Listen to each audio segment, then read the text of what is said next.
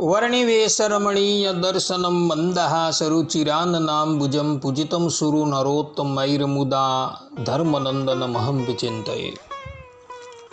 असतो मा षट्गमय तमसो मा ज्योतिर्गमय मृत्युर्मा अमृतं गमयः। ओम शान्तिः शान्तिः शान्तिः।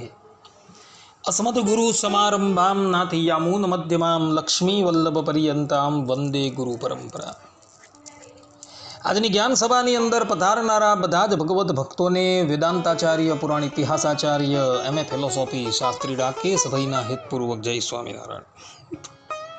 ભક્તો, આજની આ જ્ઞાન સભાની અંદર આપણે બધા એક બહુ જ મહત્વના વિષયની ઉપર વાત શ્રવણ કરશું અને વિષય છે કે ગૃહસ્થ આશ્રમીએ પોતાના ઘરે લગ્ન પ્રસંગમાં તથા મરણ ક્રિયામાં ત્યાગાશ્રમીઓને બોલાવાય કે ન બોલાવાય તેનો નિર્ણય।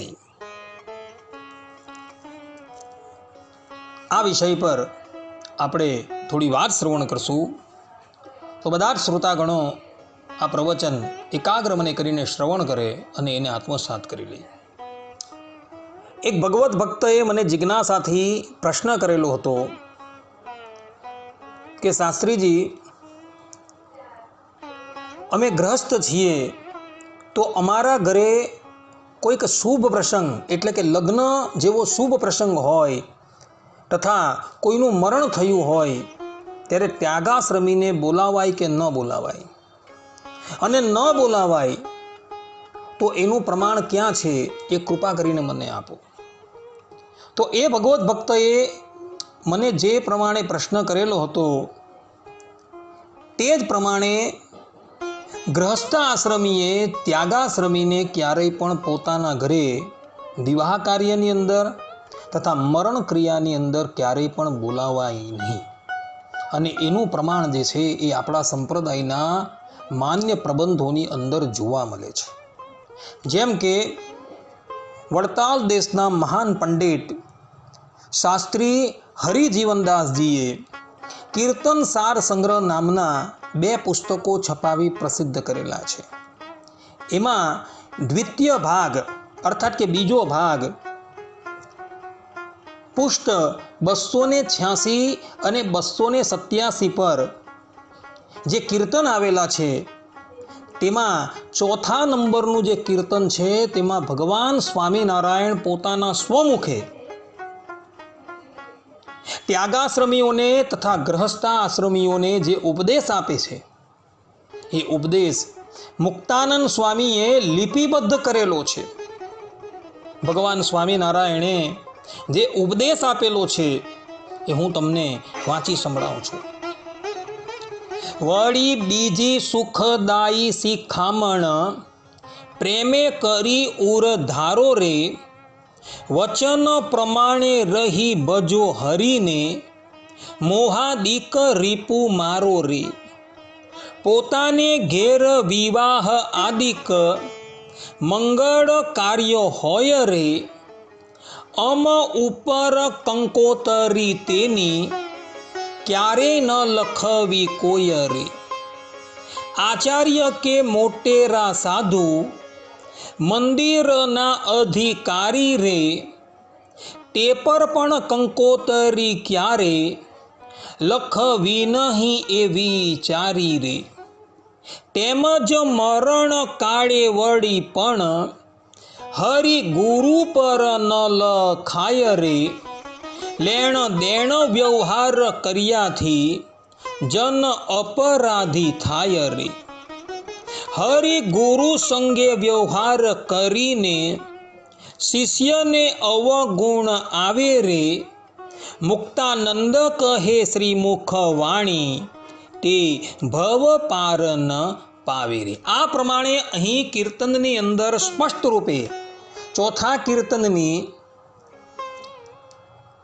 બીજી અને ત્રીજી કડીની અંદર સ્પષ્ટ રૂપે ભગવાન સ્વામિનારાયણ કહે છે કે ગૃહસ્થના ઘરે વિવાહ હોય તોય વિવાહને લઈને એ ગૃહસ્થએ ત્યાગાશ્રમી પર ક્યારેય પણ કંકોત્રી લખવાની નથી, આચાર્ય પર પણ ક્યારેય કંકોત્રી લખવાની નથી। તે જ પ્રમાણે ગ્રહસ્થના ઘરે કદાચ કોઈક મનુષ્ય મૃત્યુ પામેલું હોય તો એ મૃત્યુ વેળામાં પણ ગ્રહસ્થાશ્રમીએ ત્યાગાશ્રમીને ક્યારેય પણ બોલાવવાના નથી. કીર્તનની ચોથી કડીની અંદર મુક્તાનંદ સ્વામી ભગવાન સ્વામિનારાયણના વચનનો અનુવાદ કરતા લખે છે કે તેમજ મરણ કાળે વળી પણ હરિ ગુરુ પર ન લખાય રે. આ પ્રમાણે સ્પષ્ટ રૂપે અહીં ભગવાન સ્વામિનારાયણે ત્યાગાશ્રમીઓને આજ્ઞા આપેલી છે કે તમારે મરણ ક્રિયાની અંદર ક્યારેય પણ જવું નહીં અને વિવાહ ક્રિયામાં પણ ક્યારેય જવું નહીં. અને ગ્રહસ્થ આશ્રમીઓને પણ આજ્ઞા આપેલી છે કે એણે વિવાહ પ્રસંગની અંદર ત્યાગાશ્રમી પર કંકોત્રી લખવાની નથી તથા કોઈક વ્યક્તિ મૃત્યુ પામેલો હોય તો એને બોલાવવાના નથી. કંકોત્રી લખવાની ના પાડેલી છે તો જવાની ક્યાં વાત આવે છે? ત્યાગાશ્રમી જ્યારે ભગવા વસ્ત્ર ધારણ કરે છે એ પહેલાં એણે પોતાના 16 શ્રાદ્ધ કરવાના હોય છે અને 16 શ્રાદ્ધ કરી એણે પોતાનું સરાવી લેવાનું હોય છે અને 16 શ્રાદ્ધ કરવાથી એ ત્યાગાશ્રમી ગ્રહસ્થ આશ્રમના બંધનમાંથી મુક્ત થઈ જાય છે. હવે વિવાહ છે અને મરણ છે એ તો ગ્રહસ્થ આશ્રમની ક્રિયા છે. ત્યાગાશ્રમી 16 શ્રાદ્ધ કરીને ગ્રહસ્થ આશ્રમને તિલાંજલિ આપી ચૂકેલો હોય તો પછી એણે ગ્રહસ્થના ઘરે મંગળ પ્રસંગમાં તથા અશુભ પ્રસંગમાં જવાય કેવી રીતના? એટલે ભગવાન સ્વામિનારાયણે અહીં સ્પષ્ટ રૂપે ગ્રહસ્થોને આજ્ઞા આપેલી છે કે તમારે ક્યારેય પણ ત્યાગાશ્રમીઓને વિવાહની અંદર બોલાવવાના નથી તથા મરણ પ્રસંગની અંદર પણ બોલાવવાના નથી. આ વાણી જે છે એ ભગવાનની છે અને મુક્તાનંદ સ્વામીએ એને લિપિબદ્ધ કરેલી છે.